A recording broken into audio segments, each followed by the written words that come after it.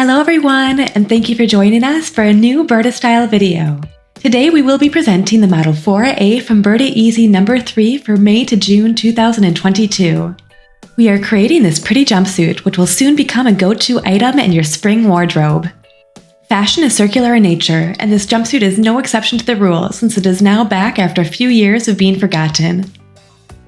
This 2-in-1 piece is fitted at the waist and elongates your figure. The fabric is a fine poplin, which you can find on the website of our partner C. Poly.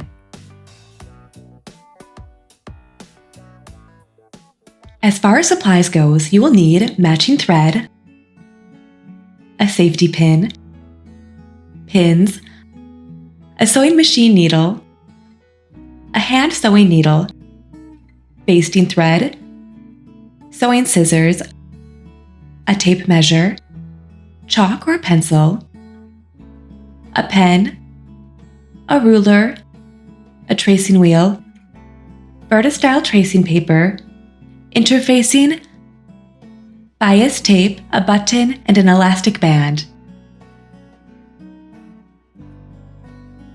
The dimensions of the elastic can be found in your magazine. Don't forget to take your measurements and compare them with those found in the chart in your magazine. This will help you find the best fit for you.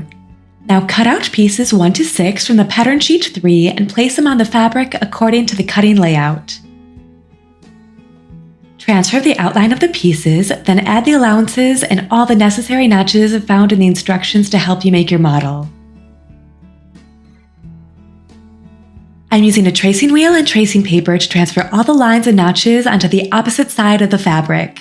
Before I remove the pins from my cut pieces, I gently place the paper underneath the fabric and run the tracing wheel along the pattern and over the notches. Please refer to the instructions for your tracing paper for more details.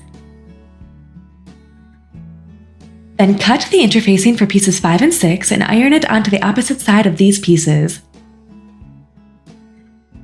I'm using the Elna Experience 570A sewing machine to sew this piece and the Elna Extend 864 air locker to neaten the edges. Now let's start with the back, front, and facings.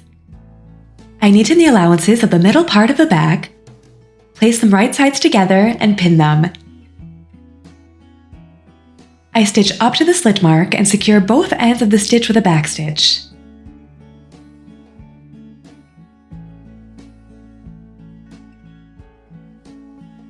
I then press the seam open and continue to glide my iron over the seam allowance of the fold, which I press inward.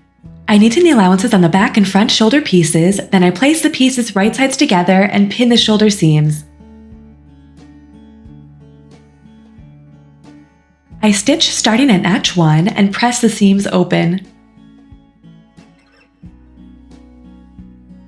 I now place the back facings on the front facings, right sides together, pin the shoulders, and start stitching at notch 2.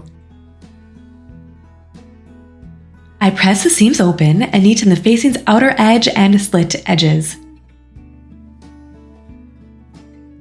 I then move on to the back binding and neck facing.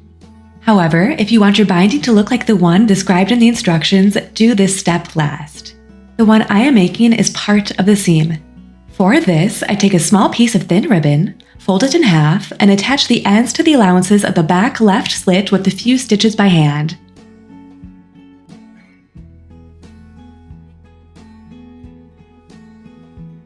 I then place the facing on the neckline, right sides together, making sure the slit allowances are unfolded so I can pin this to the edges. I pin the neckline facing on the slit, making sure the shoulder seams match up. I hold onto the binding as I stitch the allowances of the slit and neckline. Now I trim the allowances by half, cut the corners on an angle, and clip the curves. I press the allowances inward, then fold the neckline inward. Now I attach the facing to the shoulder seams with a few stitches by hand and top stitch the neckline and slits close to the edge. I will now finish the edges with the bias tape. I fold the bias tape in half lengthwise, wrong sides together, and press. I open the bias tape, Pin it to the edges of the armhole allowances and stitch. I trim the allowances, clip the curves, and press the bias inward. Now I pin the edges, but you can baste them together. Then I top stitch the armhole with the bias tape 5 mm from the edge. I top stitch the side edges of the back and front and place the back on the front, right sides together. I then pin them together and stitch starting from notch 3 before I press the seams open. I now move on to the pants. I top stitch the sides and inner leg and then place the front legs and the back legs right sides together. I pin the side allowances and start stitching from notch 4. I now pin the inner leg seams right sides together and stitch the allowances starting at notch 5. I press the side seams and inner leg seams open. I neaten the back and front allowances. Now I place one leg inside the other, right sides together, and pin the seam allowances, making sure the inner leg seams match up. I stitch the inner leg and press the seam open until I get to the curve. Now, the second to last step, the pants and bodice. I place the bodice inside the pants, right sides together, and pin the allowances, making sure the side seams match up. I then stitch along the fold line of the facing and press the seam downward. I top stitch the seam on the right side of the pants along the line of the elastic drawstring and leave a small opening at one of the side seams so the elastic band can go through. I use a safety pin to thread the elastic through the opening and then stitch the ends after trying it on for size. You can also stitch this by hand if you'd like. I now close the opening and neaten the allowances together. And finally, the button and hem. I neaten the bottom of the legs, press the allowances towards the wrong side of the fabric, and top stitch 3 centimeters from the edge. I attach the button to the right part of the back, opposite the binding. And now you are ready for the beautiful weather. As always, our models range from size 34 to 44 and several variations are available. Let your imagination run wild. Why not sew yourself a romper while you're at it? Feel free to watch our second tutorial, which presents the dress and the cover of your magazine.